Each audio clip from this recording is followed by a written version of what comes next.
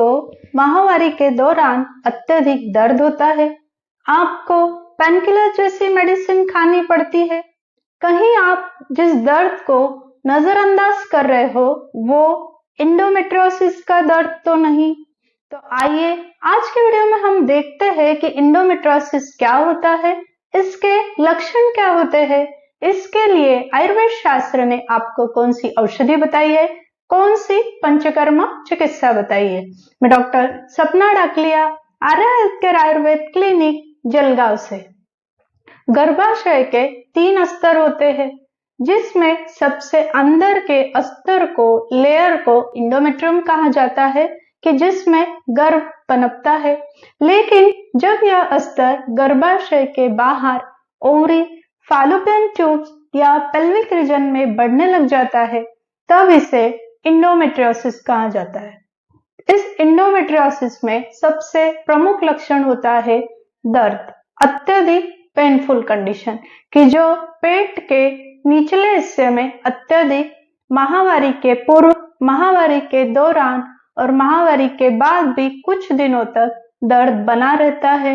इसी के साथ साथ अनियमित मासिक, अत्यधिक रक्तस्राव, कॉन्स्टिपेशन, डायरिया, कभी कभी यूरिन में से भी ब्लड जाता है। इसी के साथ साथ थकान, कमजोरी, सर दर्द, चक्कर, ऐसे लक्षण दिखाई देते हैं। आयुर्वेद शास्त्र ने बताया है कि जब आपके मिथ्या आहार विहार की वजह से या हार्मोनल चेंजेस की वजह से आपके वात कफ दोषों की दृष्टि हो जाती है, तब उससे आपके स्रोतोरोध होता है, शरीर में रक्तवाह स्रोतस की दृष्टि हो जाती है, और जिसका परिणाम आपके आर्तवाह स्रोतस पे होता है कि आर्तवाह स्रोतस की दृष्टि की वजह से इंडोमेट्रियोसिस जैसे लक्षण दिखाई देने लगते हैं। इसके लिए आपको आयुर्वेद शास्त्र ने बताया है कि आपको आहार में सबसे महत्वपूर्ण तली हुई, मसालेदार, हरी मिर्ची वाली चीजें अवॉइड करनी चाहिए। मैदे की, अजीनोमोटो वाली चाइनीज चीजें, ice cream, cold drink, soft drinks आपको अवॉइड करने चाहिए। इसी के साथ साथ गाय का घी गुनगुने पानी के साथ आप भोजन के पूर्व और भोजन के पश्चात अगर 1-1 चम्मच लेते हैं तो भी आपको इस दर्द में काफी हद तक राहत मिलती है। इसी के साथ साथ कैस्टर ऑयल, सीसम तेल, ऐसे तेलों से गुनगुना करके अगर आप पेट पे हल्का मसाज करते हैं तो जिससे वात दोष का अनुलोमन हो जाता है और आपको दर्द में राहत मिलती है। इसके अलावा आपको अशोका, लोद्र, शतावरी ऐसी औषधियां बताई है।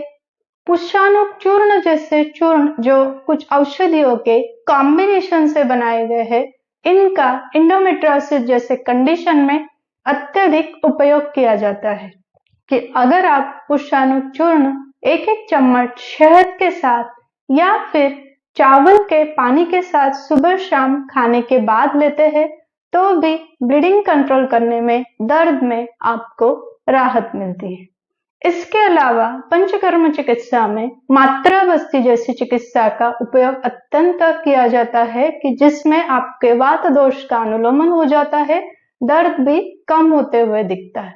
लेकिन कोई भी औषधि चिकित्सा, पंचकर्म चिकित्सा व्यक्ति के प्रकृति रूप की जाती है और योग्य अनुपान के साथ दी जाती है। इसलिए अगर आपको इंडोमेट्रियोसिस जैसी कोई प्रॉब्लम है या फिर वंध्यत्व, पीसीओडी या पंचकर्म के लिए कोई जानकारी चाहिए तो आप नीचे कमेंट कीजिए, मेरे चैनल को सब्सक्राइब कीजिए, बने रहिए मेरे साथ। मैं doctor Sapna Daklia, Arya health care Ayurveda clinic Jalgaon से।